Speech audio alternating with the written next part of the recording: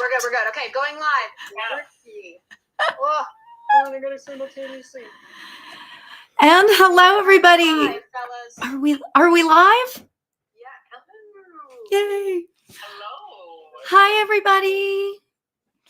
Welcome to the Evolving View. All spiritual talk, unfiltered. Nothing is off limits. We are so excited to be here tonight. We had some technical difficulties, but we are back and we are set and we are ready to go. So I want to introduce everybody that's here tonight. Yay. Are you excited? Okay. So first off, I'm going to go in the circle. Okay. So Melanie Rose is the lovely lady off to, well, I could say right or left. I don't know. But Melanie is a very skilled, intuitive, psychic, and evidential medium. She is a spiritual advisor and animal communicator, which I just admire so much because it's so hard for me to bring through animals. So I totally appreciate it. Hi, everyone. Yeah. And then next we have Annette. Annette is a level 1. Let's see if I can pronounce all this right. A level 1 Qigong teacher, an RYT 200 Kundalini yoga and trauma informed yoga teacher, which is like, that could be a whole episode in by itself right there, as well as a certified circle leader for the Sophia Code. And thank you so much for being here, Annette. Yay. And then next we have, I'm going in a circle, so just so everybody knows. Okay, next we have Lori Sheffer. Lori Sheffer is an Andean shamanic practitioner trained in the lineage of the, I'm going to screw this up, Caro. Yeah, that's good. Yay! And she is also an amazing psychic medium, vocal sound healer, and channeled writer. So yay, Lori. And finally, we have Derek McBride. Derek is an exceptional psychic, clairvoyant, medium, and healer. And I love what he wrote on his Evolvme page. So I'm just going to read it like this. You guys, this is the most glorious thing I've ever read. Derek is an exceptional psychic, clairvoyant, medium, and healer whose profound love, respect, and admiration for this beautiful experience of life and the innate yearning to help others realize their true inner light, love, and infinite potential has made him a compassionate psychic healer and spiritual developer. I mean, that's just so beautiful. I mean, the world needs more of you. So I'm glad you're here. Yay. And then finally, I guess I'm Lori Albert. My name is, what did I just say? My name is Lori. I haven't been talking right all day. My name is Lori Albert. I am a spiritual medium, intuitive educator, podcast host, manifestation author, and yeah, that sounds about right. So there you go. So welcome into the Evolving View, where we talk about anything and everything. So we are what do we want to say? Our subject for this evening. I'm telling you, I'm just going to be talking crazy tonight. So just interrupt me and bring. Sheesh. Our topic for tonight is the daily practices of spirituality. So I think that there's so much we can talk about this. We can talk about what our individual spiritual practices are. We can talk about what we would suggest a beginner do as a spiritual. I mean, there's so much we can talk about this. So does anyone want to just jump in and tell us their? There's a ton you can do, like talking about your spirituality in your daily life. I mean, that like covers a lot, and it covers like how you interact with people, how you just go about your day. Yeah. Like I think it's in the little things is how I feel about it. But what do you think, Lori? Well, I was thinking about, building it. When you think about the way, you live your life, and all of us, you got here through practices, through building practices. And I think about the very first thing that I put in mind, when I realized how much I wanted to enhance my spirituality, was gratitude. And that was the very first practice I put in place. And at that time, I was going through some tough stuff. And so I began to, when I woke up in the morning, go outside, and I started just saying, I'm grateful for one or two things. And then, working in the gratitude through the day. And that was the very first thing I put into place that was conscious. I'm consciously putting this in as part of my spiritual practice. That's a great way to put it, honestly. Like consciously doing it, because it's huge, I think. Well, and that's what we all need to do. We all need to consciously do it. What were you going to say, Derek? Just that doing something consciously with intention, our intention is so powerful. We can go blindly and do things blindly, and there's just not as much power behind it. But when we put that love and intention, it's just, we are truly creators. And if we're not putting that intention and harmony and love, the gratitude, like Lori said, then it's just not the same. It's just not the same. It has to start really conscious, right? When you think about it, it's one thing, many people are raised in religion and raised with, a practice with God or whatever, those sort of things. But it's the awareness that we bring into it that is so necessary, because the more aware we become of how we do things and how we do that, the more tuned in we become. And that becomes almost like one of the basic steps, because the more plugged in you are, the more aware you are, the more conscious, the more you allow spirit into your life. Yeah, for me, it took me forever to learn how to well, I shouldn't say learn. It took me forever to get into the habit, but I took a page out of Wayne Dyer's Book of Gratitude, right?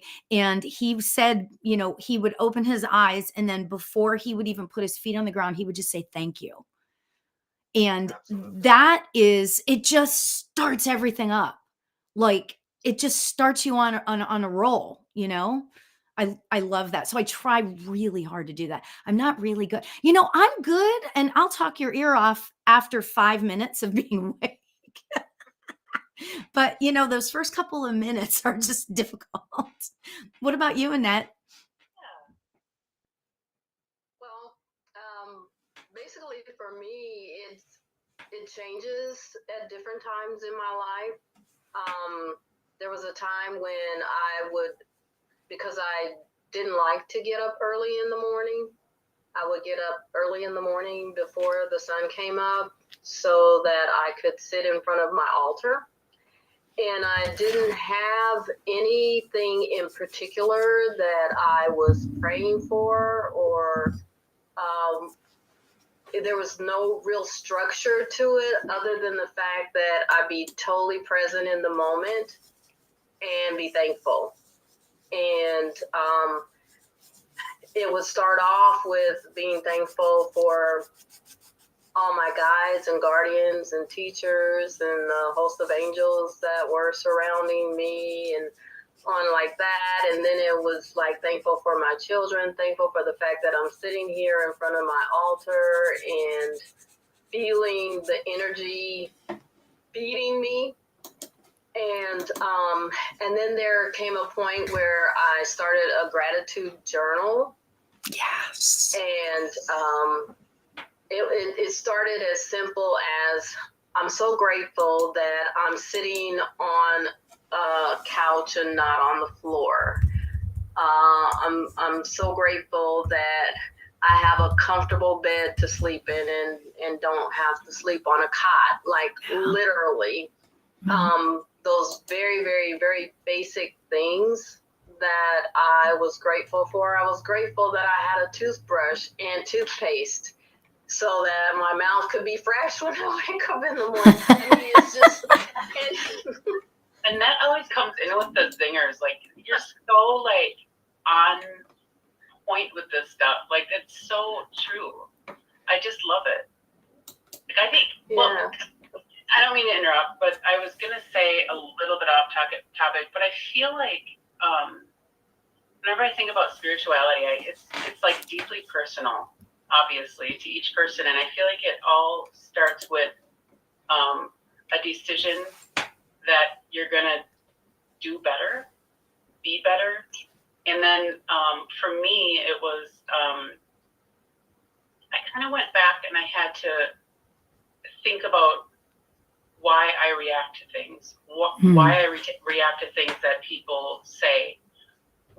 Why do I feel that way? You know, why? Because the person is just talking, but I'm reacting, you know, internally, of course. But I'm like, why am I so angry? Like, why does that make me, why does that hurt my feelings? I know this person is not trying to hurt my feelings. So, like, for me, I had to, like, kind of look at myself and understand why things affect me the way that they do. And that, for me, was going back to childhood, probably for everyone going back to childhood. Yeah. Because, like, that's where those things come from. You know, we just lock them up and we hang on to them throughout our life. And then when you finally take a look at them, you can kind of, like, open that box and, like, dissect every little thing and then go through, you know, and we like to call it shadow work.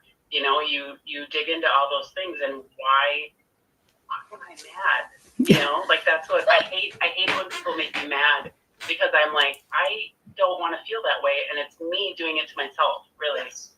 Absolutely. No, nobody can get to you unless you let them. So I think for me, it all started with that. Then I was like, I think I'm just going to, you know, try to be a little bit more spiritual. And then I start thinking about my spiritual self and, like, you know, how we're all connected and how we're all one consciousness and how, you know, really we all are so one, in my opinion. So that was a lot, but I just think it's like, you know, like, you just kind of do a deep dive personally, I think, and then you start living your daily life. And when you run into that person, am I upset by them again? No, something changed, you know, like I made peace with something, and then little by little, each little thing, you know. I think that's key, though. I mean, we have to have that growth spiritually, energetically, consciously, and it's about being aware of our actions. Like you said, why is this person triggering me?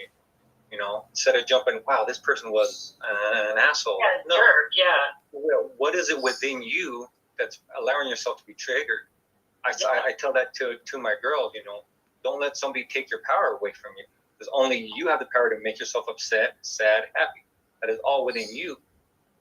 And like you said, that is absolutely key to your growth, to be able to, it's not easy though, absolutely not easy to be able to check yourself in that moment. Like, instead of jumping back at this person, be able to examine yourself, to examine your beliefs and ask, you know, what is within me? Because the world is a mirror. It truly is a mirror, a reflection for everything that's inside of us. Yeah.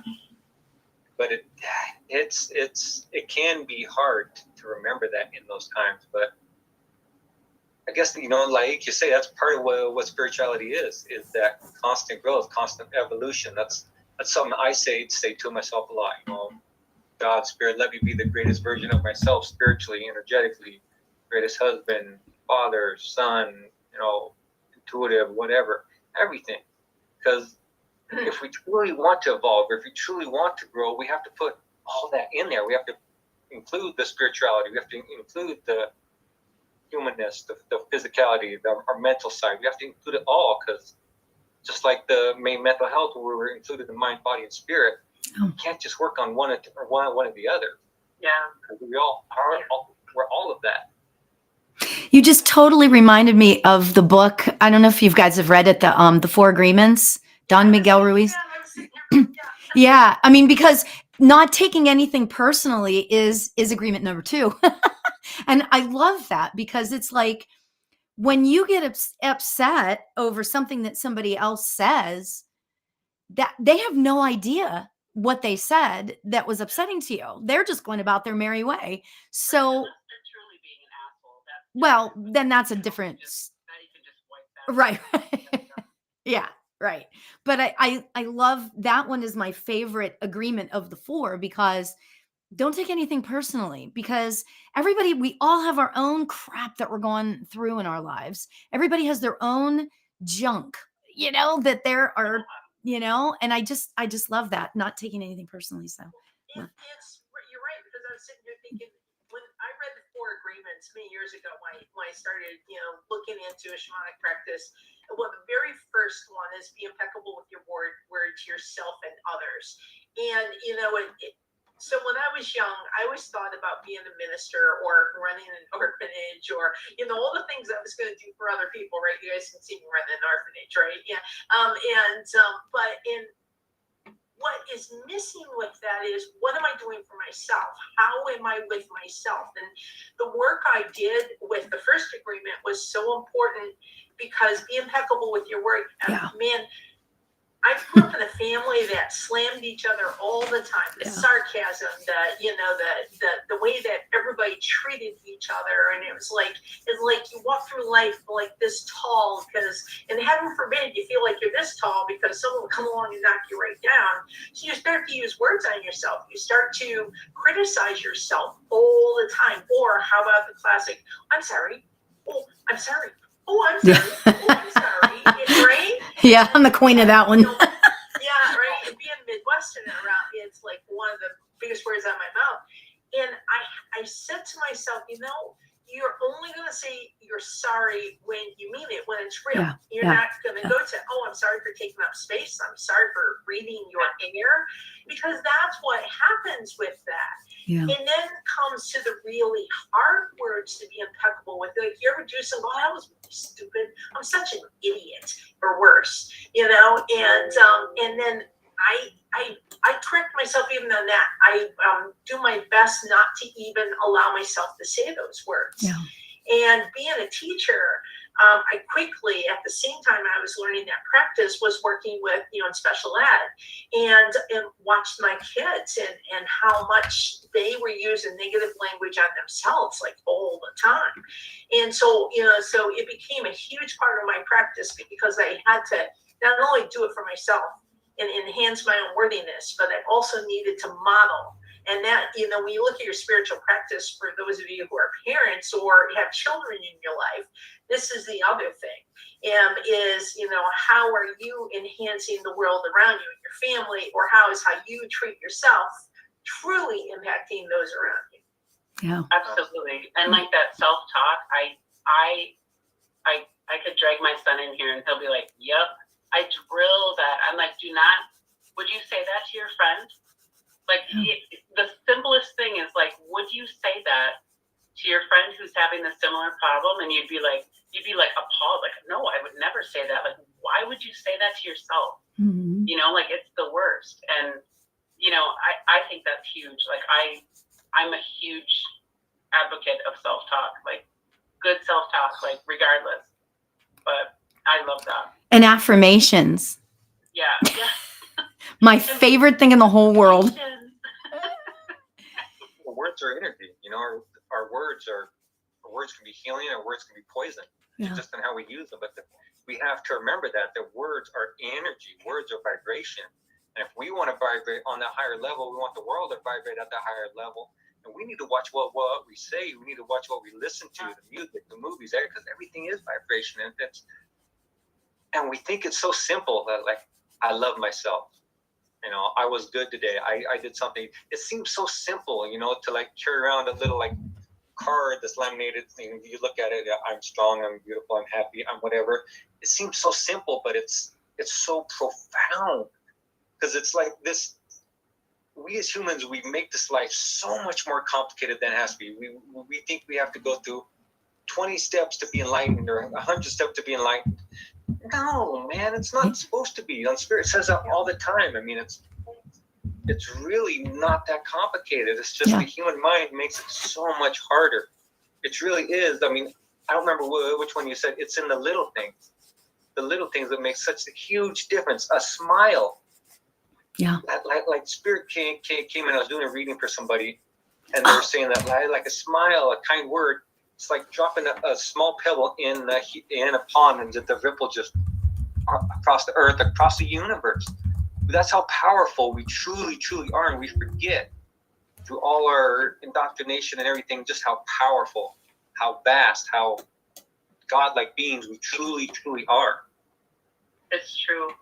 I love that. Like I'm that weird lady that you'll see at the store, and I'll say what I think. Like if I see, I mean, I'll always say what I think, but like if I see someone at a grocery store and like I see a woman who's striking, I'll be like, you are beautiful.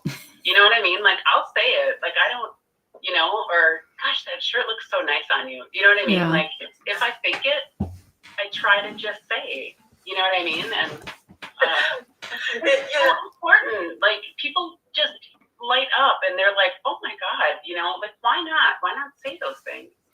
It's true. I want to say that someone over here, I'm watching the TikTok thing, and it says it's not really that simple though. And I think, you know, at first it is not that simple. It is not.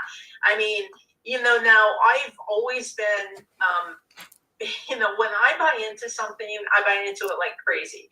And so, like, you know, writing words on my mirror and choosing a simple word. I did the same thing. You know, I'm also the one who, you know, because I hate my body image is the way I looked at my body growing up. I grew up, you know, I was born in the 60s, so I was surrounded by women who took diet pills, right? And I say that, you know, I remember AIDS before it was a disease. It was a candy, right? And it was what you took for diet stuff. And I was born into a culture where what you looked like and the size you were was extremely important. And I was just always a sturdy, you know, kid, and that's who I was, and I was athletic. But because I was surrounded by an image of what, you know, the Twiggy era, and I'm not the only one, and it's like, think about that, you know, so that self-image that's coming at us from, you know, the people around us, from the TV set. And so no, it's not simple, but it's just that one step. It's that one step where it starts with. It's like finding the courage to write a word on the, you know, on your mirror in lipstick, right? I had to find lipstick first of all, which is very funny. Then I realized where I erased Mark Cooper's word. Yeah, and it's just like, you know, those sort of things. And you know, you get out of the shower. Now here's a powerful one.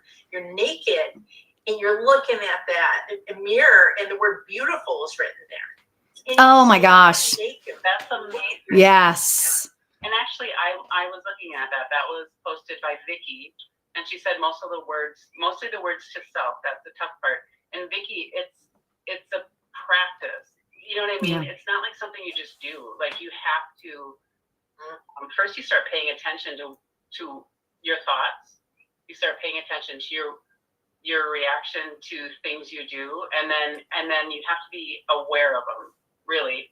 And then, you know, when you're like, oh, that was stupid. You know, you have to be aware of that and be like, you know, oh, I need to do that different next time. You know what I mean? Change your words and be like, you know, I look really nice in this shirt. You know, like, just, it's a practice. So it's not like something you do just like that. Like, it's just everyday little things where you just work on those little things. So is it easy to just do immediately every day? No. But you can do it. Just one little thing. If you pick one little thing that you're constantly on yourself about and give yourself a break. Yeah.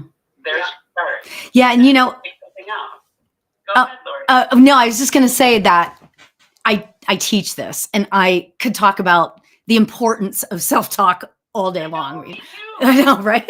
It is so important. You know, that's a great workshop. We could do that together. Oh my God. So, but anyway, the one thing that I love that was so super hard for me to do years ago, and I did this many years ago, looking in the mirror and saying, I love you, right? You think to yourself off the top of your head, oh, it's not a big deal. Okay, fine. I'll just say I love you. But then when you start repeating it and repeating it and repeating it, and you're looking at I am going to get emotional just talking about it, but that when you repeat it, you start to really look at yourself and start to really understand things about yourself that is just extraordinary. It's mind-blowing and difficult and beautiful all at the same time, you know, to like really, because it's got to start there, you know, loving yourself. So starting with that is freaking hard, right? But Super. Again, those little things. Yeah. Little Yeah. things that you don't think anything about, and like I've done that. I love you in the mirror, and you kind of are looking at yourself like, oh my God, I've never said that to myself. Right. You know what I mean? Exactly. Right. That's a whole thing. Mhm. Like, honestly. Yeah. I want to hear what Annette has to say, because you always have a good one. Yes. You do. I'm telling you. You always say stuff, and I'm like, Ooh, yeah. And then I have something for you to focus. We just got Jack's Law said it's true. I think most of us are full of self-hate, and so there's one for you, and that to go off of.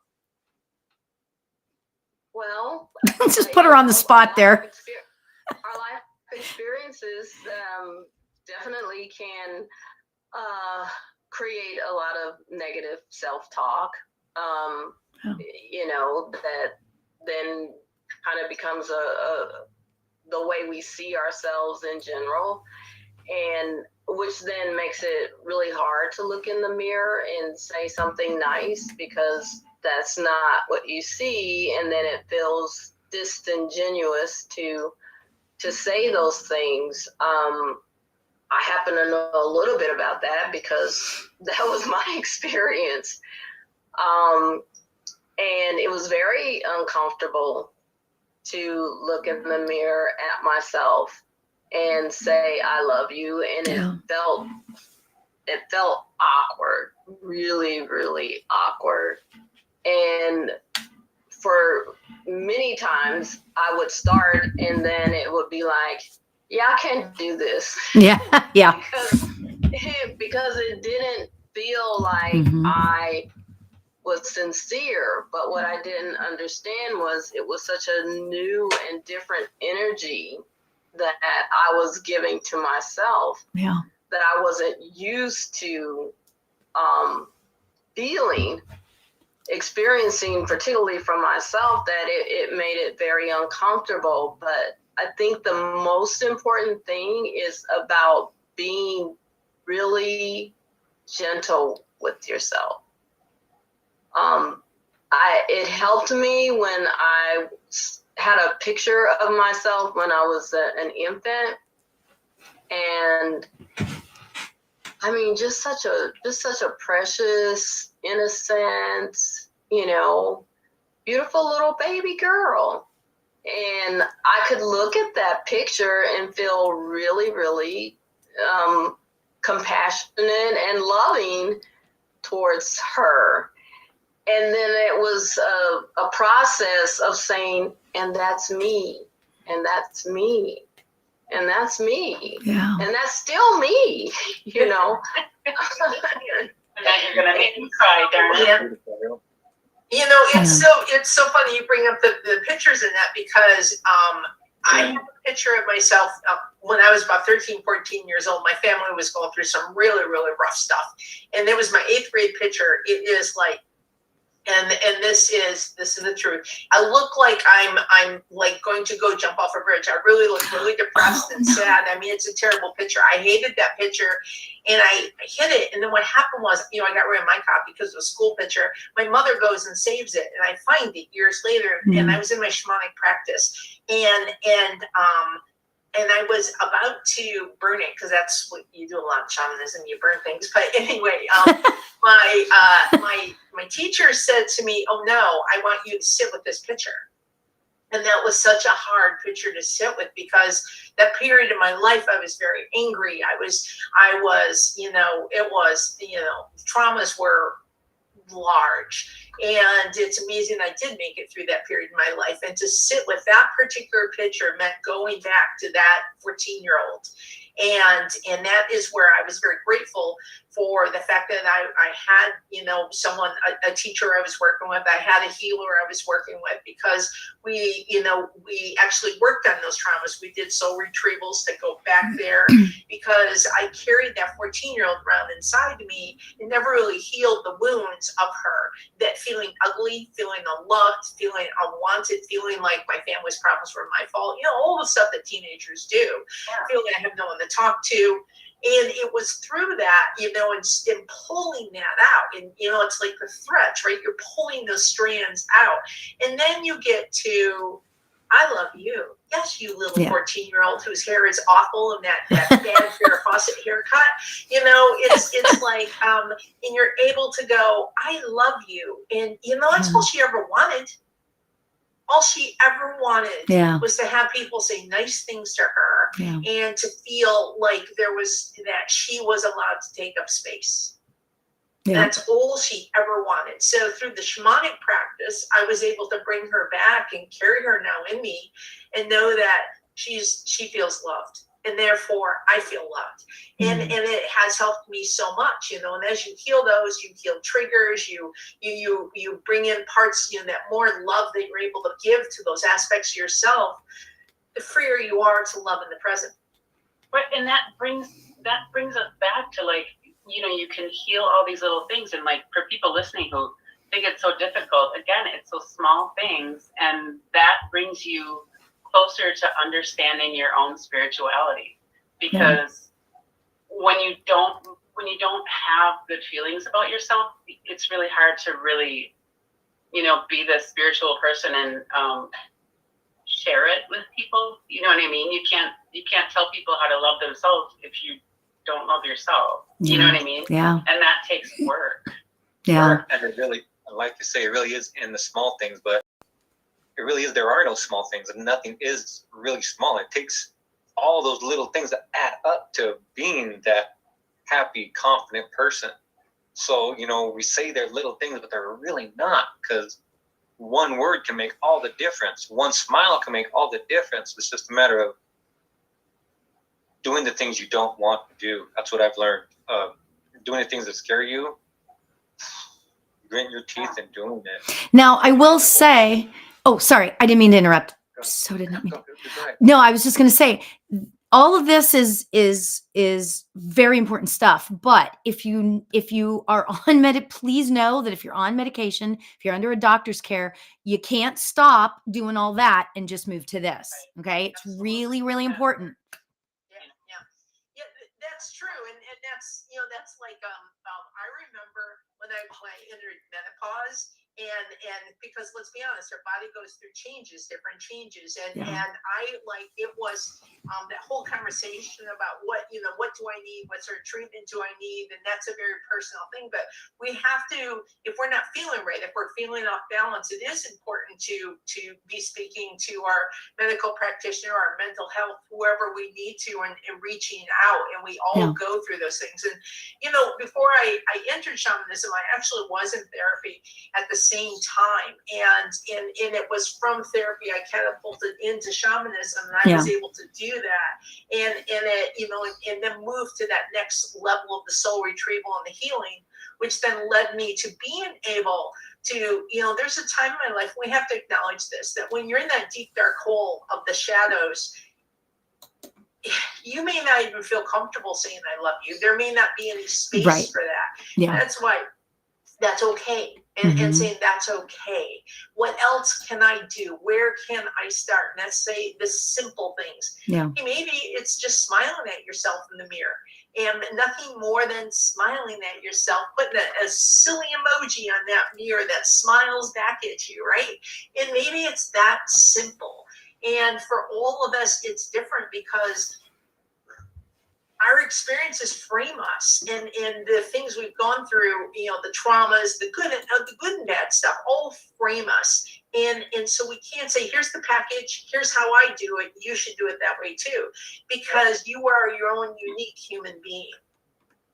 Right, and we all have different traumas, we all have different childhoods, we all have different, like we were talking about, those triggers, those things that, you know, when people say things and you're hurt or you're angry, that's going to be different for everyone, and you have to individually look at why you are feeling that, because, and the other person next to you is like, what are you talking about? I don't think they were being mean. What do you mean? Yeah. You know what I mean? And then you have to be like, why am I feeling that way? It's just like, and that alone, I think, is just a very profound change for identifying why you do the things you do, why you feel the way you do, you know, just huge.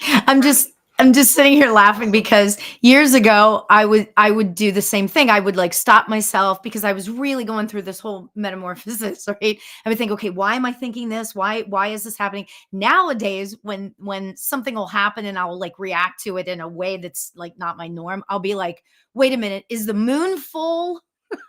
Because I swear to God, all weekend long. What's that? What'd you say? I cannot sleep when there's a full moon. Me neither. Save my life.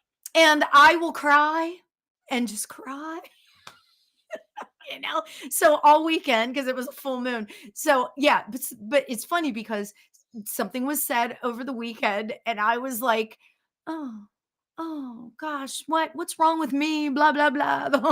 I'm like, wait a minute, it's a full moon. Oh God, I hate that. Yeah. And when people say those things, we just internalize it without really processing what we're doing. Yeah. And like the whole thing about like approaching those feelings is going through the process of, breaking it down. Yeah. Break down why you feel like that. Break down why you have a hard time like saying those words to yourself, like saying I'm okay.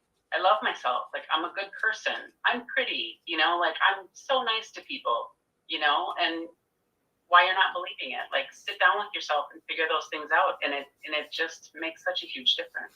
And you know what's great about this conversation too, is that, and I'm going to try and say this the way I really mean it.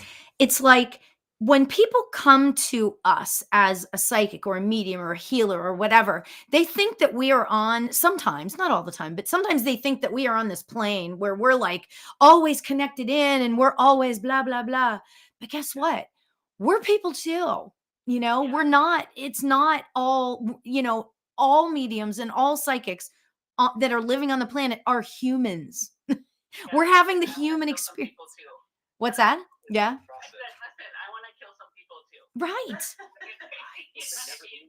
a growth. Absolutely. I always. And like you said, Melanie, it really does take when you're in those situations, diving into it.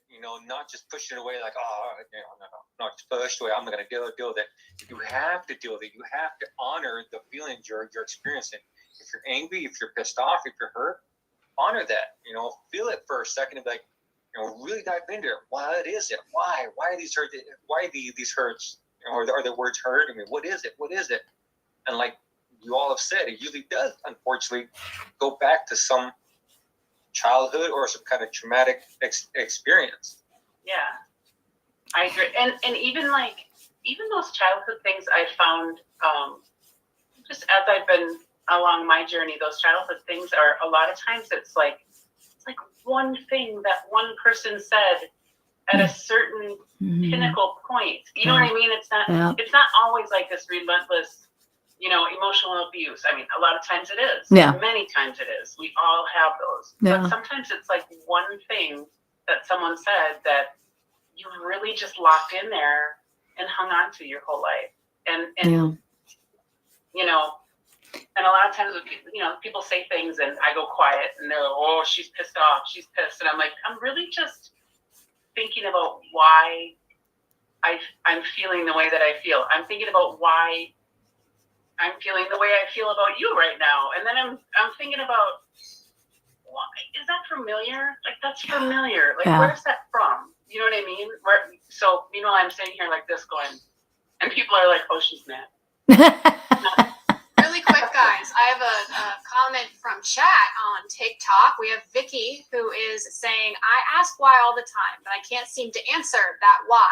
And I think that's kind of an interesting topic. Like, the answering the why is a never-ending journey. Like, there is no end to that. It's the why is the journey, and that answering that question, I thought that's a pretty good topic to start from. And I would say meditate.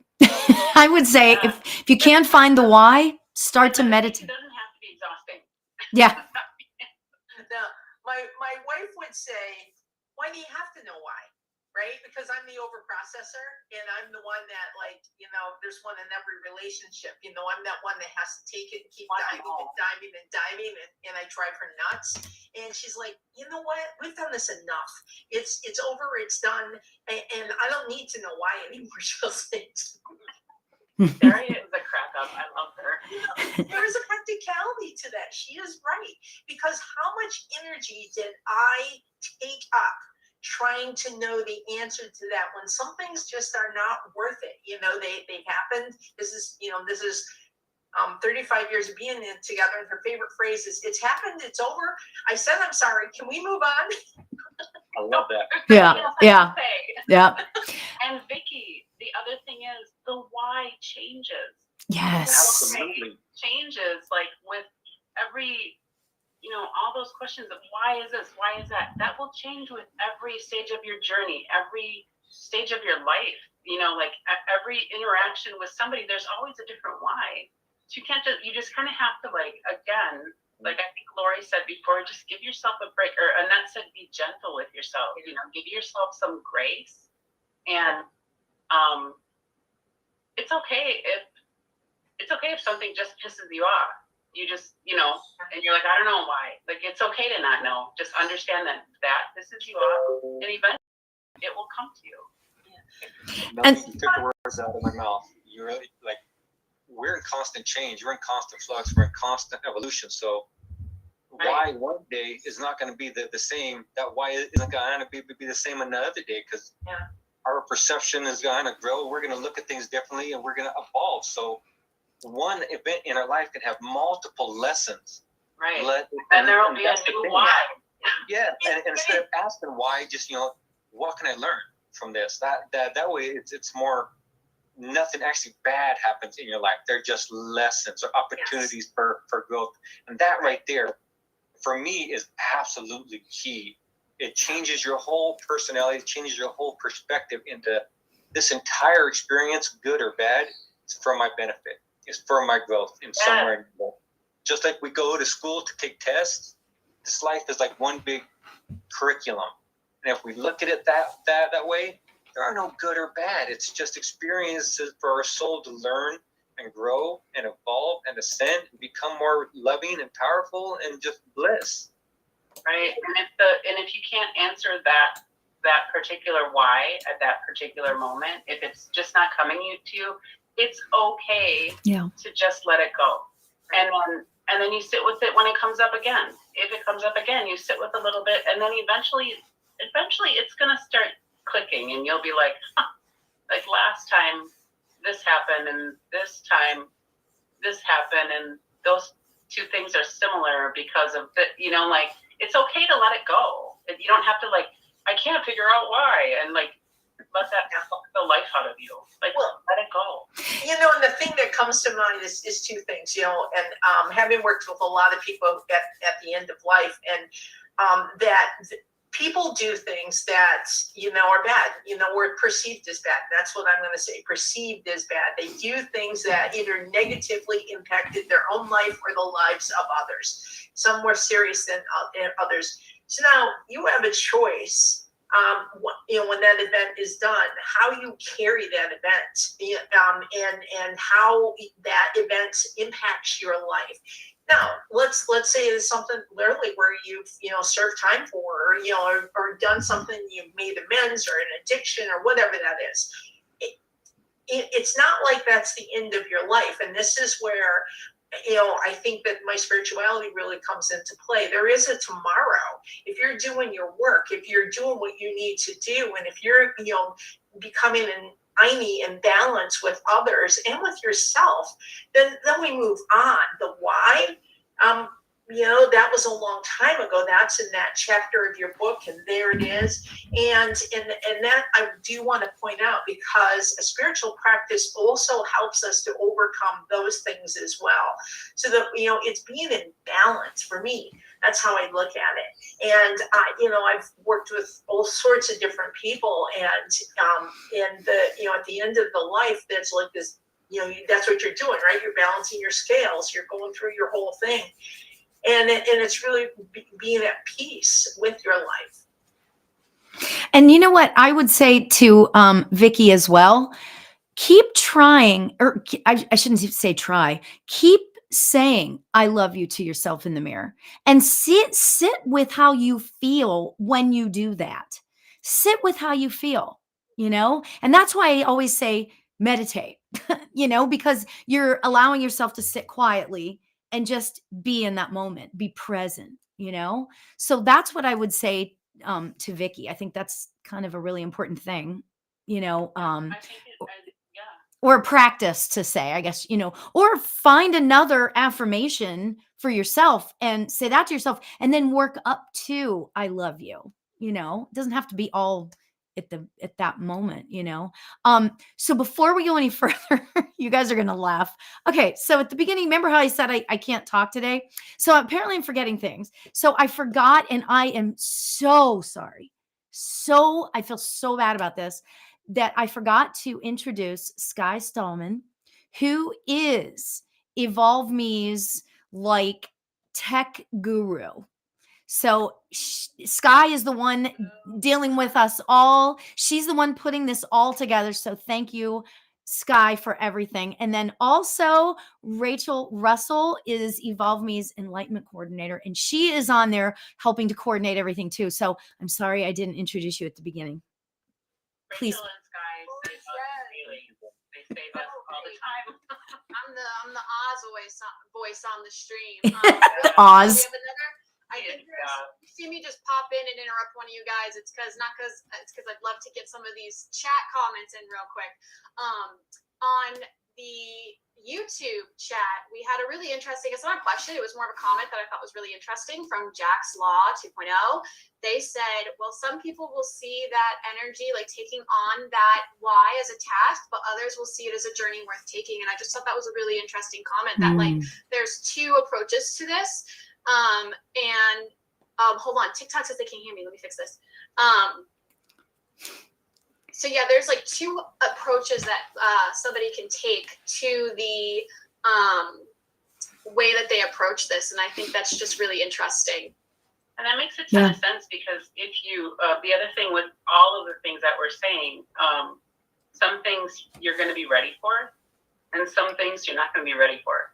And you again, we work ourselves up to those bigger things. Like you can't face the giant trauma that's been plaguing you your whole life all at once. You do those little things, and we all have them. When you're ready, you'll get there. So baby step. Yeah, that's a great comment, though. Yes. That definitely speaks to the fact that, like what LA over there was saying. She said that. Oh God, it just flew out of my head. Oh. Doesn't have to be so dramatic. Is that what you were going to say? I was just talking about how, just those little things, and like, you just, oh gosh, I can't even remember. I literally, it just went, ooh, it's over there somewhere. So I'll jump in because I want to share with you guys this poem. And somebody shared it with me last week, and it just blew my mind. Okay. It is a poem. It's not really, really long. So that's okay. And it's called A Smile, and it's by Anonymous. Okay. So if you just bear with me, let me read this. It says, "A smile costs nothing, but gives much. It takes but a moment, but the memory of it usually lasts forever. None are so rich that can get along without it. And none are so poor, but that can be made rich by it.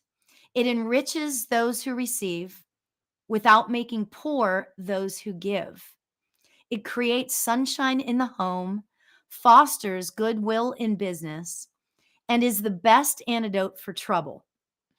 And yet it cannot be begged, borrowed, or stolen, for it is of no value unless it is freely given away. Some people are too busy to give you a smile. Give them one of yours. For the good Lord knows that no one needs a smile so badly as he or she who has no more smiles left to give. Oh my God. I get all emotional. Don't cry. Don't cry. Don't do it. But isn't that amazing? Like, Yeah. Yeah.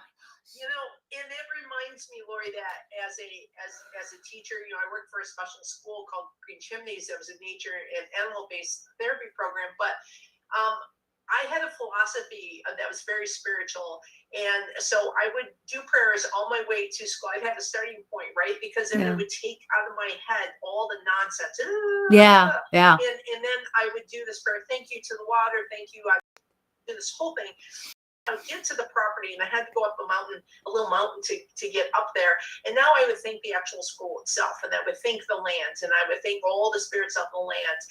And then when I would get into the classroom, I would be much more settled because my students didn't need me being a mess. Right? Yeah. They needed me to be present because I'm working with kids on the spectrum, kids with emotional, you know, all sorts of different things, kids who can't control their anger. And what I found as I did this, as I practiced this more and more, I call it, you know, teaching with aloha, and you know, teaching with love in my heart and everything, being present, is that their response to that was that they were able to be calmer, and the smile was definitely a piece of that. They, I would, you know, smile at them, and part of that philosophy was that. So let's say that they have a blowout in first period math, right? Because they hate math, and it's really hard. And then we would, you know, give the break. We do all of our stuff, but it wouldn't. It wouldn't carry over for the whole day unless they couldn't let go of it and they needed extra support. But the idea was that, you know, you're not being, you know, impacted for the whole day, but one thing you did at 8:30 in the morning. And so this is important in the spirituality too, because I found that in the systems we work in, that, you know, we get so, like, you know, you're a teacher, you're frustrated, he won't stay still, he keeps walking around, he keeps bumping into his thing. And so what happens is you're not letting go. You're holding on to that. Now that's impacting your relationship with that child. Mm-hmm. And so now it just feeds off of that. And this is what we do all the time in our relationships. And what I found is when we can stay in maintenance with ourselves, we can feel emotions, but now we develop practices to allow us to cope positively with our emotions, or deal with a way to leave and, you know, go grab a rock and put my breath in a rock and throw it away, or whatever, go put my hand on a tree, whatever. And that is so important because that's a huge part of my spiritual practice, especially as a teacher, and how I worked with the kids. And you know, I had, you know, crystals in the classroom too, but it's about how we interact with others and how we manage our own emotions. Yeah. I love staying in maintenance. Like that you just blew my mind. I was like, wow. Yeah, very cool. Yeah. And it's those small things, you know, that can make a difference for somebody else's life. You know, your children in your class, that was a difference that made a difference to them. You know, when you see somebody on the side of the road or in a store or whatever, and they have, some people have the RBF, right? You know what I'm talking about, right? The resting bitch face, right? I'm like the queen of that. I've got, and people, my husband used to think I was like angry, and I wasn't. I was just RBF, right? But all it takes is like a smile, and it can change everything. You know, and that is our love. That is our heart giving freely to the world. And the awareness of that, Lori, is really important because, Yeah. you know, yes, because, you know, a kid, how many times this happened to me? Why are you mad at me, Miss Shepherd? Why are you so mad at me? And I was like, I'm not mad at you. And yes, you are. Do you see the look you just gave me? Right. Yeah. And I'm going, no, why are you laughing at me? I'm not laughing at you. Now, I might have been like, yeah, but, you know, it's you know, but it's like I had to create such an awareness of my facial, what I was doing. And so I have to say I had the best teacher of all. It was those kids, and those kids are the ones that were, and then, you do a lot of prayer when you're in an environment like that. Please take me through this next 15 minutes. Well, it's amazing how much we can learn from kids too. I mean, you look at kids when they're young, look at their belief systems. It's simply who they think they are. And you look at yourself as you grow up and the beliefs you have then or now. I think that's really part of the spiritual journey, is looking at your beliefs and asking yourself, is this something I truly believe, or was this something that someone told me? Yeah. Because if this isn't something I truly believe, then I shit can it. Get rid of it. This is something your ex said, or my dad said, or my teacher said. Is it something I really believe? No, then get rid of it. Get rid of it. If it's not serving you, if it's not serving your highest good, if it's not making you happy, if it's not bringing you joy, if it's not making you smile, you can't look yourself in the eyes. That's something a big thing to look in the mirror, look yourself in the eyes, and say that belief, and see how it makes you feel. If you look away, that shit ain't resonating with you. Yeah. Right. Yeah. If you can hold your gaze on your eyes while you're saying these things, I love you, I'm strong, I'm this. And if you feel yourself looking away, there's something there to work on. Yeah. So I have a question for you guys. What would you say is your, I don't want to say best, but most effective affirmation that you use for you? That's a good question. That might be hard. Sorry, but what is your most, come on, Derek. I know you know it. Annette already said it before. It's gratitude. Mine is love and gratitude. Love and gratitude. I send love and gratitude to God. I send love and gratitude to the 4 elements. Yeah. I send love and gratitude to everything I have. Because, like Annette was saying, even when you're down in your darkest time, if that alarm goes off in the morning, you reach over, shut your alarm off. Be grateful you can reach over and even shut your alarm off. Yeah. Be grateful you even have an alarm. Be grateful you even have a bed. Yeah. Be grateful you can even get up. Be grateful you even have shoes, because a lot of people don't. Mm-hmm. Be grateful you can even speak, because a lot of people can't. Be grateful you can even walk, because a lot of people can't. Yep. When we stop and think about it, there are so many things that we just take for granted so much that we can absolutely be immensely grateful for. Yeah. And it's just, I think, taking moments and just thanking for all those small things. I say small, but they're really not, because if I lost my leg today, it'd take a long time to get used to that. So thank yourself. If you got 2 legs that work, thank yourself. If you got freaking 10 fingers, say thank you for that. And just like you say, love yourself. I love these fingers. I got this patch of balding. I love this little spot. You got people on your face. Damn, I love you. You had character. You love all those things. Yeah. Like you say, what you resist persists. What you damns you back. So love all. Shit, what's the other option? Yeah. I love that. The other option is fear. Yeah, go ahead. Sorry. Yeah, that's true. The other option is fear and just shrinking into yourself.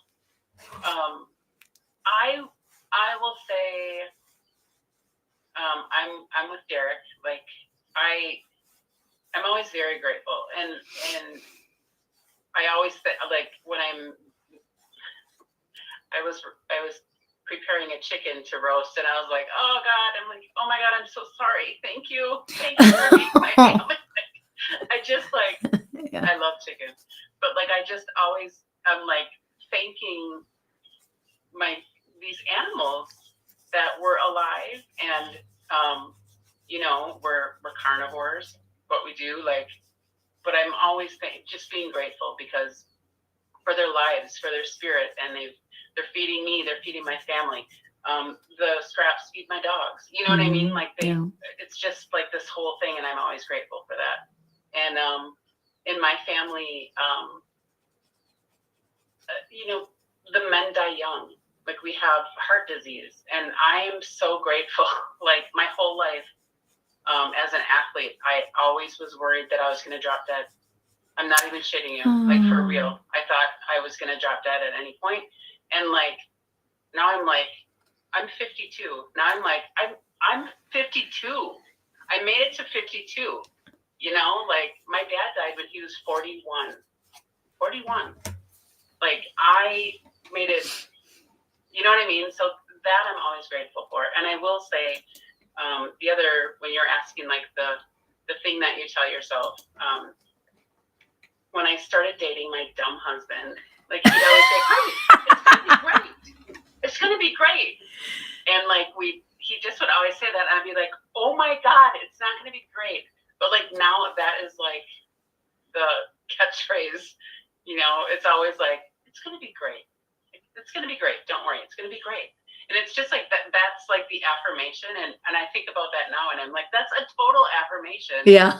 We've made into this joke. Yeah. That we say constantly. My niece made me this awesome cup that said, you probably saw me drinking out of it. It says it's going to be great. Because we say it so much. And it's just, it makes me laugh. But, when I think about it, it's this affirmation, like, everything's going to be okay. And like, that's really, truly what people need to hear. Like, when people that come to me for readings or, to talk, or with issues like, why can't I this, like, what's going on, they really just need to hear, like, you're okay, like, everything's going to be okay. And it's just those little things that you say. So I think, I can't always say it's going to be great to people, but just that it's going to be okay, like, everything's going to be okay regardless. And all the things that are coming for you will come for you. They are coming for you. So those are kind of my affirmations that I say. I'm sorry, but then I want to go, they're coming to take you away. What?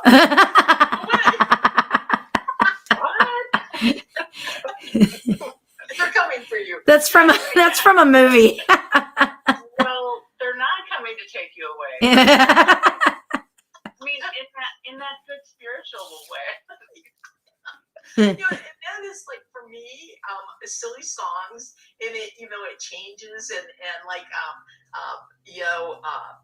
I did a TikTok video, and last week or so, or maybe it was on Instagram, one of my ex-students saw it, and I was having coffee with him, and he said, "Miss Sheffer," he said, "I had to," he's in college, and I said, "I had to show that to my mom," because I go, "Mom, look, Miss Sheffer's at it again. She's singing again." It was like something like, "You are so beautiful to me," and it was just so funny, because one of my other students was there too, and he goes, "Oh, I hate it when you say it." And I said, "Well, tough nuts, I'm singing anyway."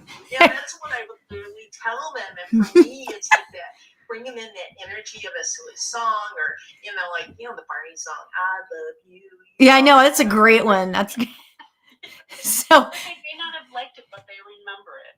They Yeah, remember yeah, it. They yeah. remember it. They remember why you did it. Yeah. So I have to. Yeah, that's what I use on myself too, right? I sing to myself all the time, and I bring in affirmations through wonderful little silly songs. That you just reminded me of when my daughter was a baby. So I was a singer. I was a professional singer, and if there's one thing, like, literally, this is like the one thing in my life that I am truly confident in, is my singing, right? Like, that was truly the only thing, right? Another workshop. Yeah, another workshop. Right. But so I'll never forget. I was sitting actually in this room. I was rocking her, and I was singing, thinking, "Oh, this is such a great mommy daughter bonding moment." She goes, "Mom, you really need to stop singing, please." I went, "Oh my God." She was like 2 or 3. And I'm like, "No." She's like, "Stop. Oh my God. But they reminded me of that. But the reason why I'm saying that story is because I remember that, because we have to believe it in our own hearts. We have to believe our own greatness, in our own hearts. I mean, she's my daughter. She was a baby, at the time. Now she's 26. But, it's like, she was a child and she was just saying because she didn't want it, she wanted silence. There you go. But I, at that moment, made it like, oh my God, I suck at singing, blah, blah, blah, blah, blah, blah, whatever. And now it's like I look back and I think, you know what? It's all in our own mind. It's all in our own mind, whatever how we look at ourselves. So anyway, Annette, I'm dying to hear what your affirmation would be. Like, what do you like to say to yourself? Let's hear it. I know it's gonna be good. I know, right? Oh my Just gosh. so much pressure on the poor lady. No, she doesn't care about pressure. She's always on point. Always. Well, actually, there are two affirmations that I really do a lot now. Right now, I don't have one particular one for all time, but there are two that are very powerful for me right now. And one is the beginning is right here where I am, Ooh. not over there where I want to be. So it helps me to hone in on this moment, what's happening right here with me right now, because this is the only that I can start from here. Nah, I can't start over there where I'm trying to get to. I can only start with right here. Mhm. And so that helps to reset me. Yeah. And there's one that I say from Kyra's book, the Sophia Code.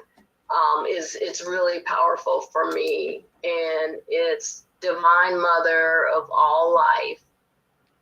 Take me to that place deep within your womb where I can know nothing and be reborn anew. Oh, And that's powerful for me because it just encompasses it all, to that place yeah. where I can know nothing.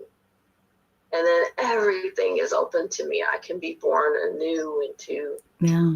all that there is and whatever that happens to be in the moment. So those two right now really help center me and refocus me. Yeah. Wow. I told you, Lori. Yeah, I know. That's so powerful, though. That's That that. we really do have to make ourselves empty. We have to drop all the old belief system, all our limitations to really be reborn into our highest self, to remember our trueness, our light, our love, our grandness. And that's absolutely beautiful. Yeah, that is absolutely beautiful. Told you, With man. that said, I gotta go, guys. I'm sorry. It's my daughter's birthday, and they just got here. So Daughter's I love birthday. y'all. On for a little bit. Yay. Yeah, I love Having y'all. on. Bye, Thank you. Bye, Derek. To her. Yeah, happy birthday. Your daughter. Bye. Oh, that's so sweet that he stayed on I waiting know. for them. That's really nice. I know. It's good, man. Yeah, I told you, and that is so insightful. She always nails it. Right, hits it out of the park. That was beautiful, Annette. Like, really, truly. It just. Can anybody get the book? Like, is the book for sale, the Sophia Code? Yeah, anybody can get it. Okay. You can buy it at any bookstore, and Amazon has it, and it's everywhere. Yeah, I feel like that could be another one on my list. Of course, I have all these books sitting over here. I know. I got a shelf behind me, and I'm like. Yeah. But Yeah. that one, like, you keep talking about it, and it keeps coming up, and I'm like, I might have to dig into that. So. Yeah. Well, and if you want to take my course in my class in A Journey Through the Sophia Code. Ew, when is that? Well, I'm gonna probably restart it when we do our grand opening in July. That sounds Okay. good. Awesome. Yeah, because the actual launch for Evolvme is, what's the date? July 18th? 16th or 18th. I think the 18th. The 18th. Yeah. That's the big launch of That's- Evolvme, which yeah. we're all practitioners on, and there are tons of other practitioners on Evolvme, like shamanic practitioners, psychic mediums, healers, Tarot. Reiki masters. What else? Tarot card readers. Card readers. Yeah. Yeah. People pendulums, because we suck at pendulums. But like, there's a ton of practitioners on Evolvme, so Yeah.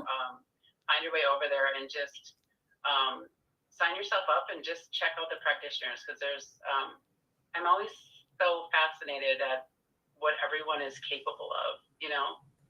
But, Yeah. and they will help you dig into your spiritual self and you know, find those things that lead you to you know, move forward in a spiritual way Yeah. every day. And it doesn't have to be this big spiritual thing like I am spiritual, people, because I'm not like that. I'm very blunt, I'm very straightforward, regular person going about my day. But for myself, and I know for all of you, we just do those little steps to try to move forward and Yep. to be better and make ourselves better and make other people better, and to continue doing that throughout your life, because you know, we all need to do that every day. It's never going to change. Like that fact's never going to change. That's always going to be a goal. And you know what I love about that too is that, and it's so funny because, okay, so I'm 58, and when I was when I was between, I don't know, somewhere between 45 and 50, I started to realize that I am a spiritual being having a human experience. And guess what? It's okay to experience the humanity. Yes. You know, like I used to feel so guilty because I loved my wine, you know, and yes, I'll just say it. I loved my tequila too. Fine. I'll just say it. But I love tequila also. right? We call it happy juice in our house. But the thing is, I used to feel so guilty because, you know, people, oh no, I don't drink because, you know, whatever. And that's fine. If it's for them, you go do what you need to do. But I'm done. I remember thinking this one day. I'm done feeling guilty for what pleases me.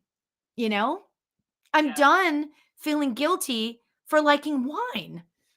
Well, and those feelings are not coming from you. You're feeling that way because of society's pressure, other spiritual people. And if they Yep. were spiritual, they wouldn't try to make you feel like that. Yeah. You know Yeah. what I mean? Like, we need to leave each other alone. Yeah. Leave each other alone to their own journey, to their own spirituality, to their own little things that they have to work on. And if you're past that little thing that person is still working on, leave them alone. Yeah. Right. You know?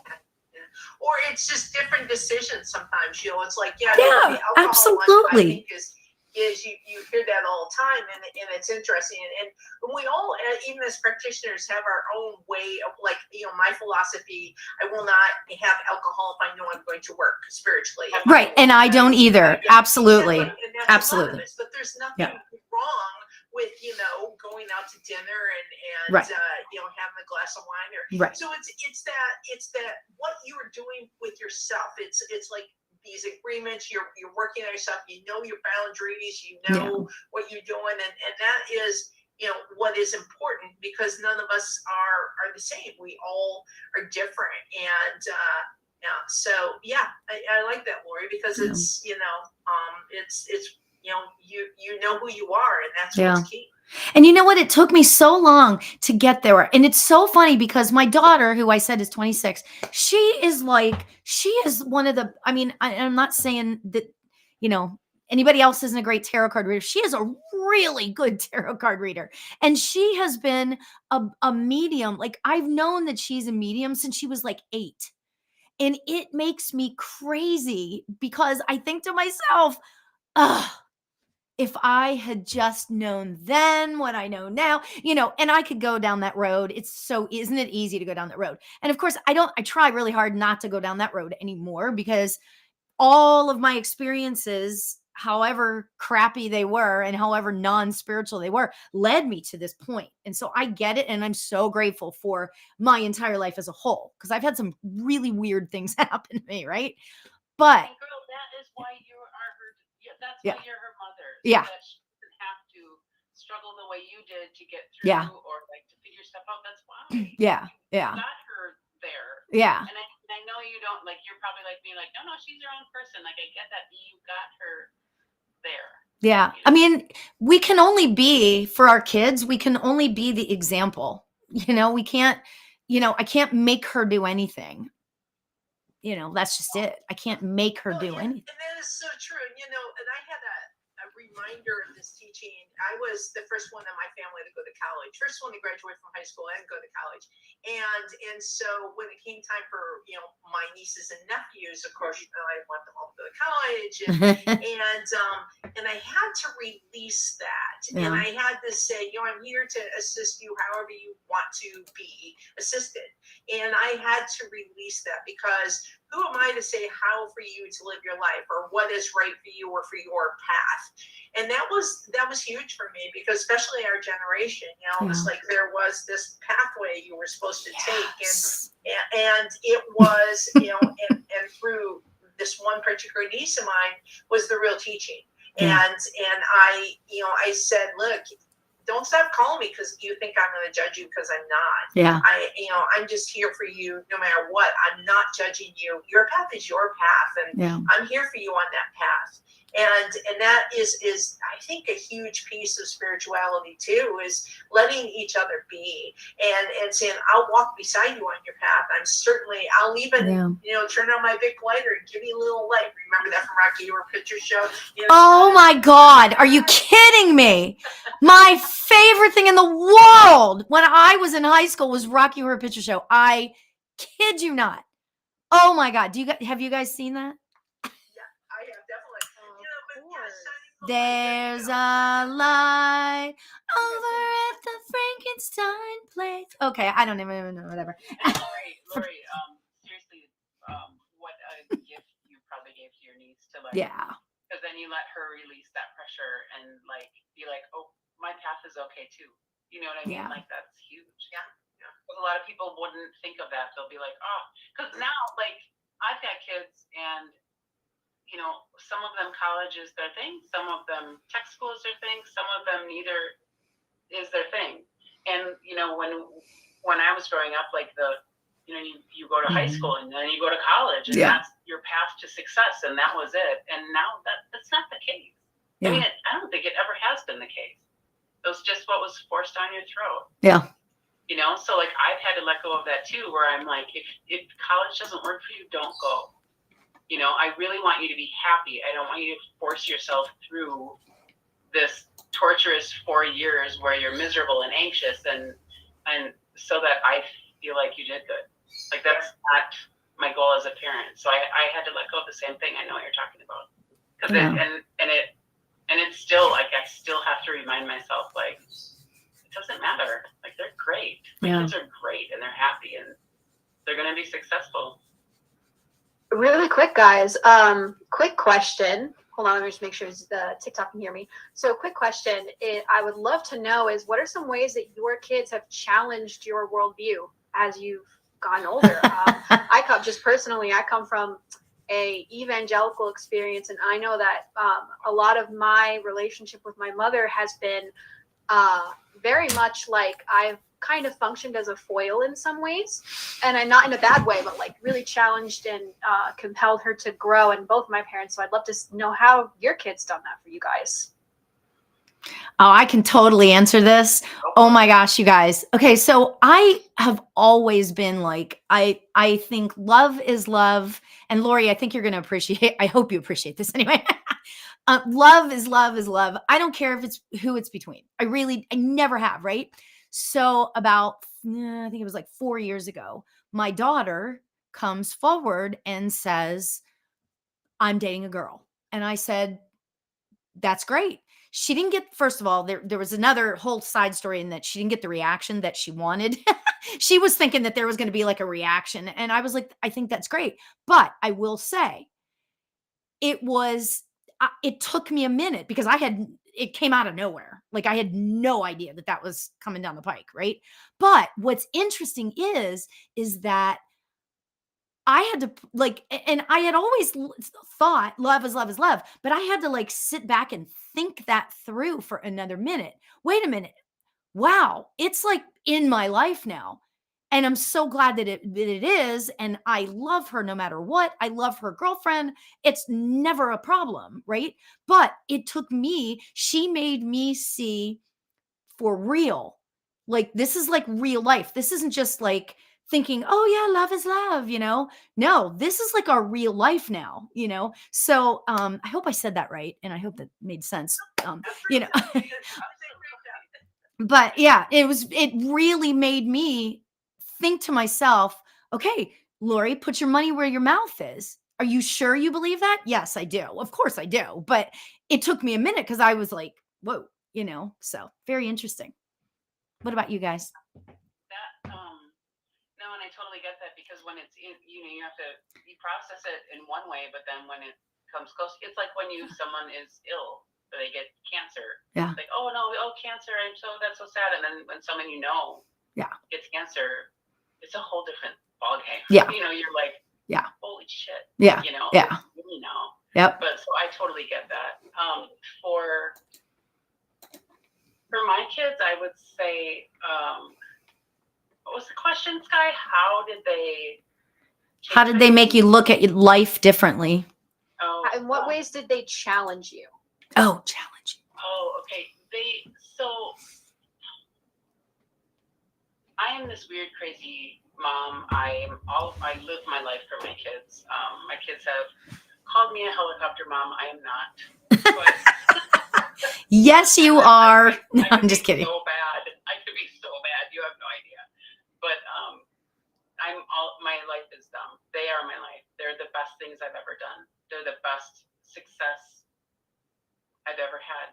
And people always say, oh, you're such a good mom. Oh my gosh, you always think of the things. You do, all of the things about what a great mom I am, and my kids are great and whatever. And I'm like, whoa, I always say like, and I truly mean this. They came that way. Like they came that way. Oh. They came as their own people, and they came each with their own. They're just amazing. Like, and I know every parent will say that, but I'm just talking about myself. Like, I learned from them. You know what I mean? Like, what did they teach you? Like everything.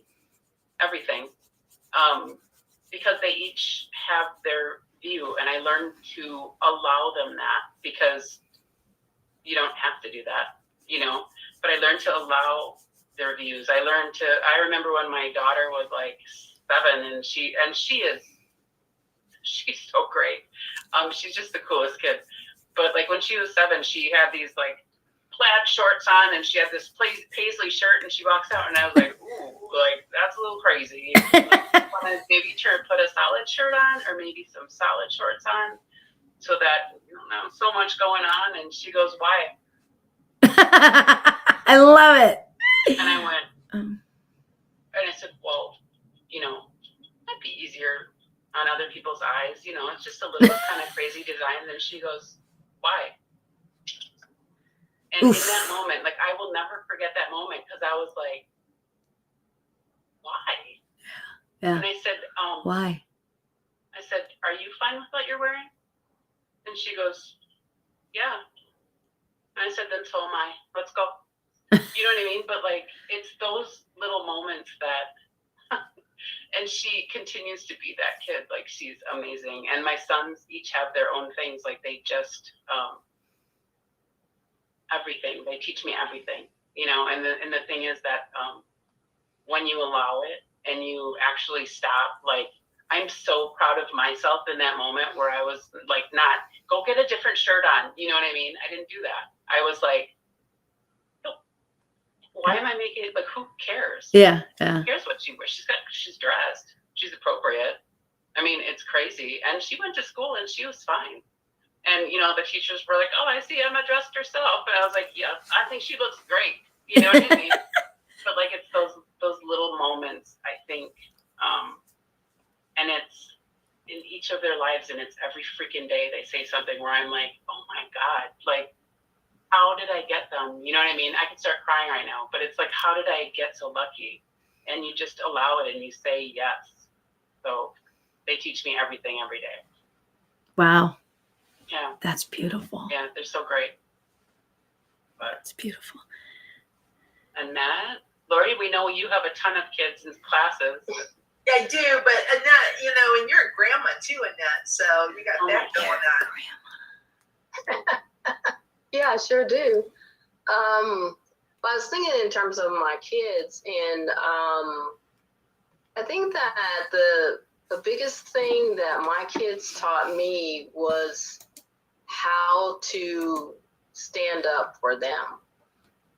And my oldest daughter was diagnosed with OCD when she was like, I think she probably had it in kindergarten, and it just took a while for me to say something is really off here. Yeah.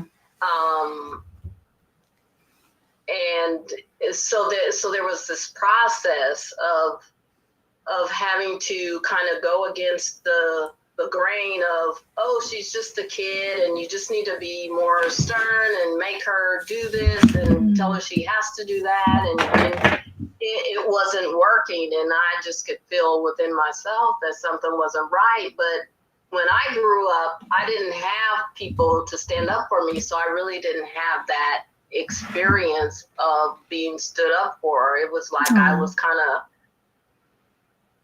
out there, not knowing which way to go for myself. So it taught me, her condition taught me how to stand up for her.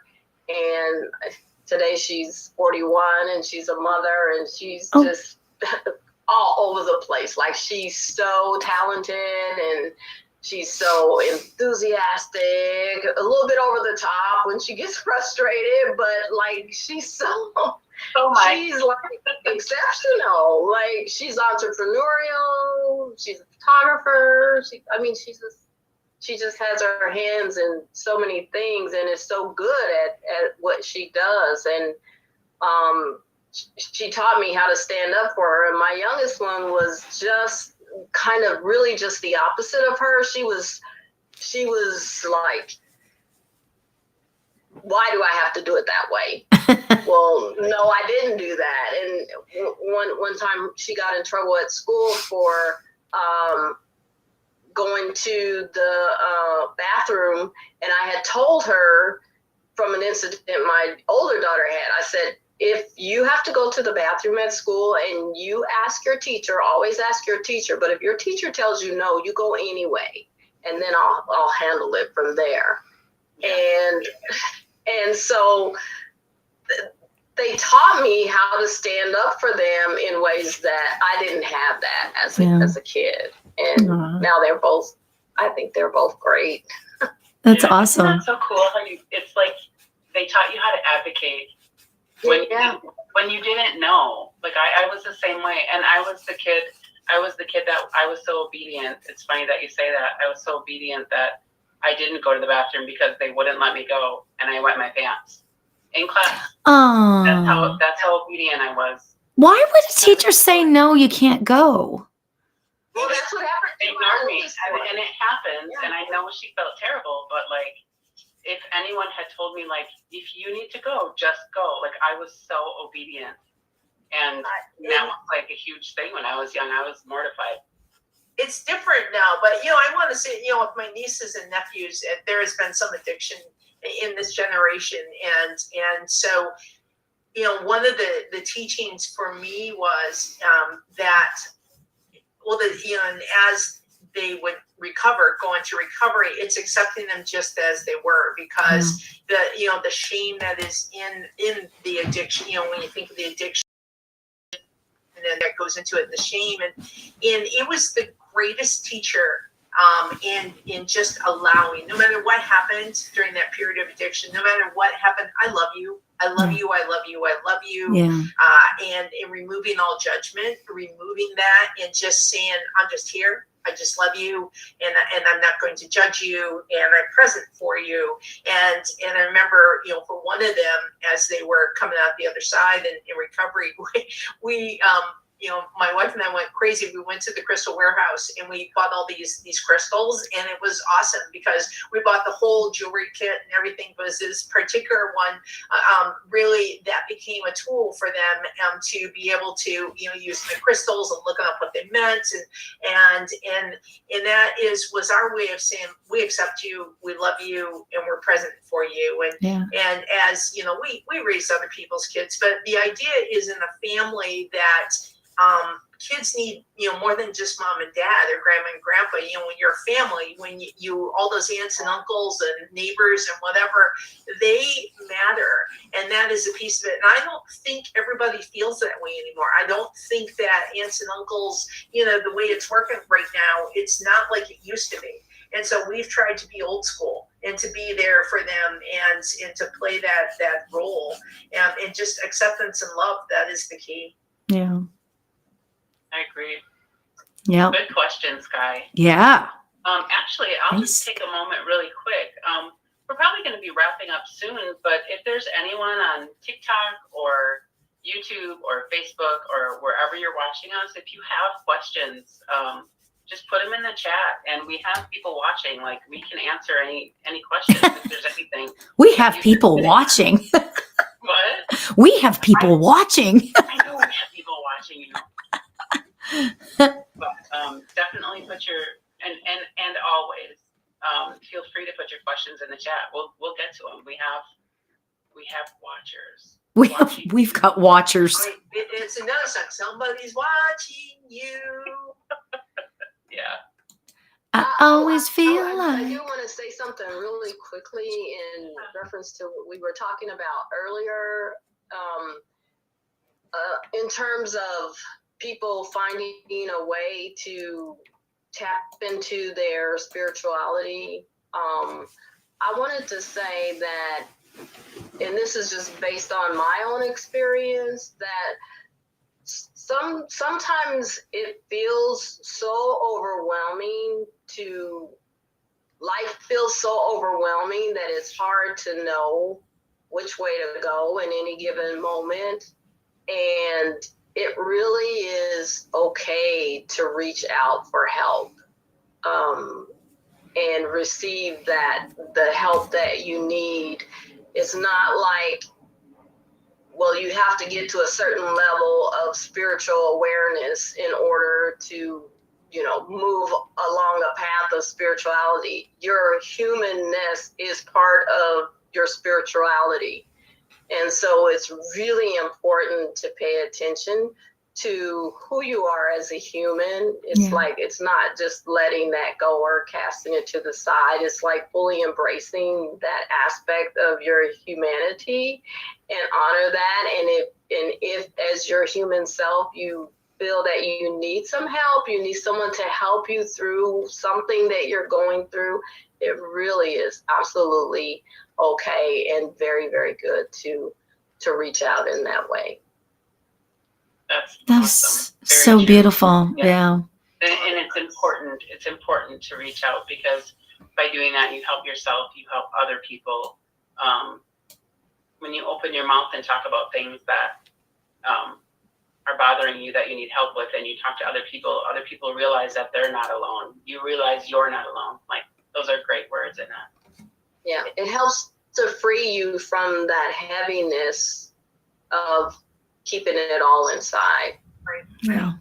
And and that jumps into, if no one has asked questions, I just want to talk about the land, and I want to talk about the gratitude for, like if you're a gardener, if you're mowing your lawn, or you're outside. And for me, it's one of the greatest spiritual parts of my life. And literally, we do a blessing for the garden every single year. We give blessing and gratitude, and I walk around almost, when it's nice out with my cup of coffee or my cup of tea, I'm out there walking the entire yard and and just, checking it out and just allowing that love to drop through my feet.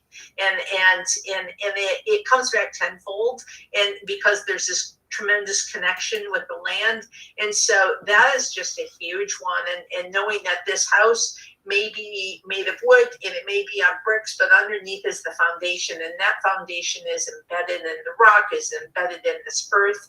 And then understanding that this is my foundation, and that I work with the land here, and we work in balance with each other, and the land is such a huge part of who I am, and so that plays a large role in my daily sustenance. That's great. I love that. My kids were just making fun of me because I was talking to the tree. Just to hop in, I think something that is also because Annette, when you were saying about how it can be really overwhelming, and like it's like you feel like you're going to the ocean with a teaspoon, especially when you're trying to figure out where you're going, like spiritually. Yeah. What do you know? Why? Like, who are you in this universe, right?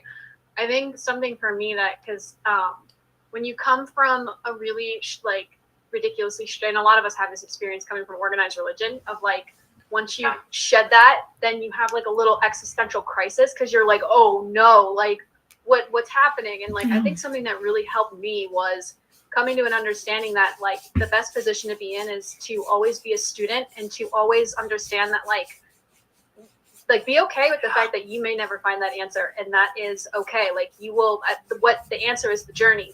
And like being a student and looking around at like other people's human experiences and asking for help and asking questions is like the only way you're gonna really navigate that void of what it feels. It feels like a void. Yeah, that's true. That's amazing. Wow, that was really insightful, Sky. That was amazing. Yeah, and also again, if anyone's struggling with these questions, if you have you're trying to figure out your spirituality, how to move forward, again, Evolvme, we're all practitioners on Evolvme. You're welcome to come find us or the other amazing people on that site. And for those watching, Evolvme is free to join, and each one of these practitioners has a ton of incredible resources that you can dive into right away. So go ahead, go to the link in our bio and get started checking out all the really cool resources that these guys have put together for you. And I want to say something too. You have to sign up. So what? You sign up and then you're like part of the family. So, free. And the sign up is free. So just, here's me, just do it already. Yeah, so you can see it all. Yeah, because I offer a free intro session, and it's interesting that people contact me, but you can follow through with that and through Evolvme, and I'm not the only one who does that. But I also want to say the concept of spirituality we've been talking about. We Sam and I, another practitioner involved me, have a group on Thursday nights for the queer community, and this is exactly what we do. Sky was talking about that. What happens when you're not accepted in that organized religion, and there for everybody, this is an issue. But there's so many in the queer community have. I get like so welled up because lately I've heard a lot of stories, and it's traumatic. That to this day it's like you're being told you're evil, you're being shut out, your parents are literally giving you ultimatum, and this is 2023.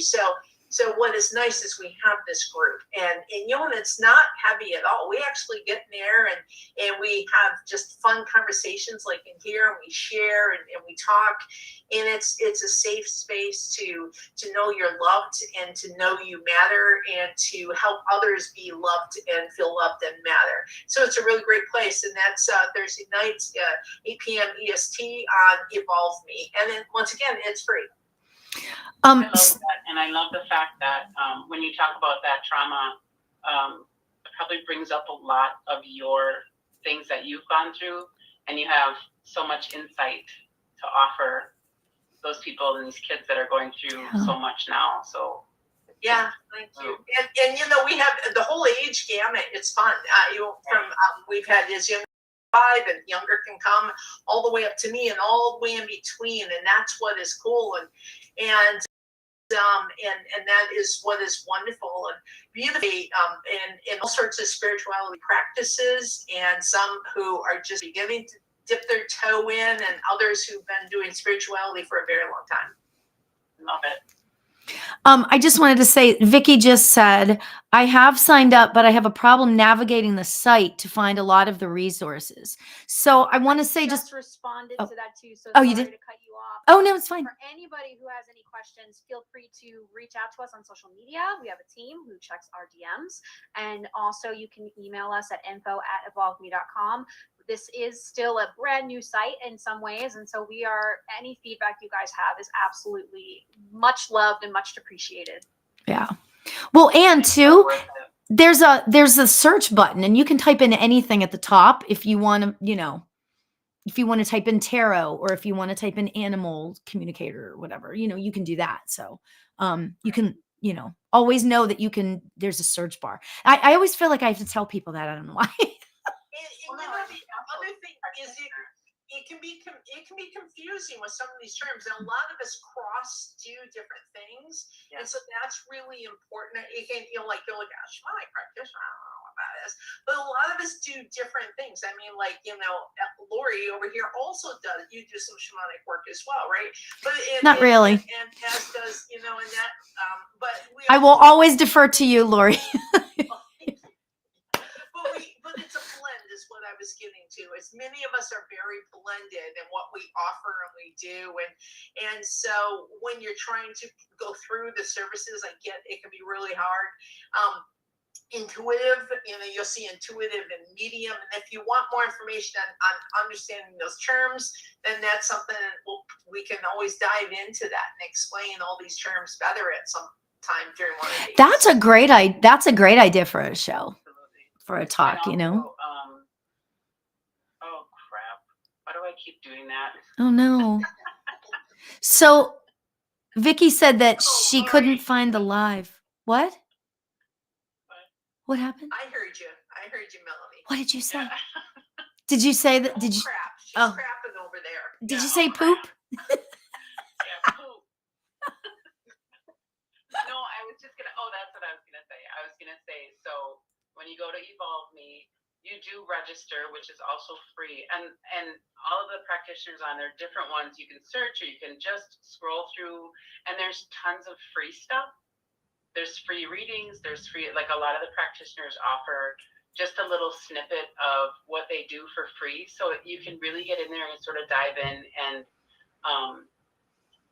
get a little sample of what there is out there, and that's really nice. And then like when you want to dig deep into something, then you look at their longer offerings, and then real quick. No, sorry, I keep cutting you guys off. Real quick before we wrap, we have a question from the chat from like Warrior Chris. How can you learn to trust your intuition? And I think this is a good final question before we call it a night. That's a great question. You know what? As a medium myself, it's constant. You always have to keep reminding yourself to trust, and not only to trust yourself, to trust spirit, and to trust what you're getting. And everyone has intuition. Every single person on this planet has intuition. We just, in my opinion, it's been stomped down, and we talk ourselves out of things. That was just a coincidence. Like I didn't know that. Yes, you did. Your it's gut. Constant. Just always keep. It's like one of those another affirmation. Like I'm gonna trust myself today. If something doesn't feel right, it's not right. If you think it's time to leave. Like those. It's a constant. I'm a working medium, and I still have to remind myself to trust myself and to trust spirit. And I'm pretty sure we all can say that. Well, I think also too, it is trusting your gut. I mean, I think that the sort of secular way of saying intuition is your gut instinct. I mean, it's kind of socially acceptable to say gut instinct, but that's the same thing as your intuition. So yeah, if that works better for you. Yeah. That, but your gut, your intuition, your connection to spirit, like you also have a connection to spirit. The same, like I'm not special because I'm a medium. Everyone can connect to spirit. everyone.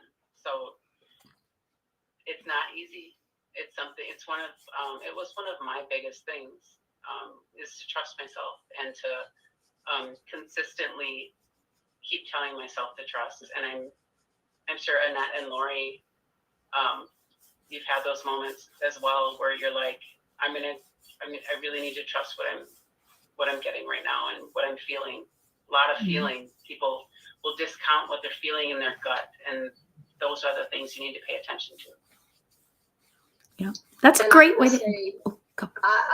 I say also to myself that I trust that this, whatever it is that I'm about to do, is the right thing. Otherwise, I would choose something else. Yeah. So whatever I do in that moment, I'm trusting that it's the right, even if it doesn't necessarily seem to make sense, but it's what came to me to do. I'm trusting that it was the right thing, even if it seems to not even turn out the way that I would hope for it to turn out. I'm trusting that it's all working together because we are spirit in form.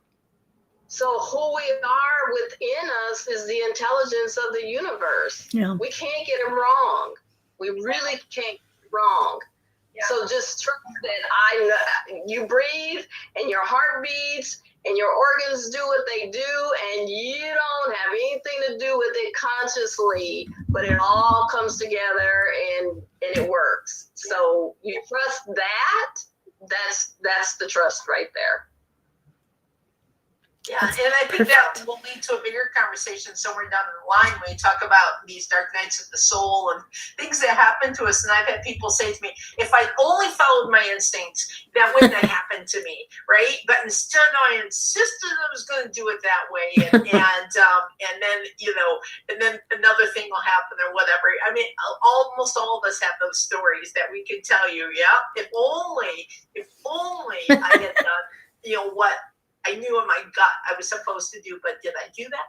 No, because it didn't seem logical. So I instead did this, and then I got in a car accident 4 months later, and I couldn't do it anyway, or whatever, right? I mean, we all have those, but it's faith. And that's what I always say. Yeah. It's just, pure faith. As a medium, you'll sometimes hear me use the term popcorn mediumship because whatever comes out. And you know what? Usually I'm right. And it can be the craziest. Well, that's when it's spirit. That's when you know it's spirit because you're letting it. I mean, you're the true medium at that point. It's coming in and then it's coming out. So that's perfect. It sounds crazy, but you're going, excuse me, this sounds really crazy, but they're telling me that ballerina shoes. And then somebody will say, oh, yes, I've always wanted a pair. My mother would never buy me them, or whatever. Yeah. I think this is why it's also really important to keep a journal. And write down the things that you see and you hear and your just spiritual experience because you'll go back and reflect and be like, oh crap, I definitely felt an intuition that I totally ignored, that little details that you might miss in the moment and not recall later. Become kind of a historian of your own experience in order to really look back and see all the pieces at play. Absolutely. Yeah. Absolutely. Great way to end tonight. Oh my God. That's a great ending, Sky. Yeah. Thank you, Sky and Rachel. Thank you. Thank you, everybody who came tonight. Let's all give it up for our practitioners. We have Annette, we have Melanie, we have Lori Sheffer and Lori Albert. Thank you, everybody, for joining us tonight, and we will see you next week for the Evolving View, Monday nights, 8 to 10 p.m. Eastern. Have a great night, everybody. Bye, everybody.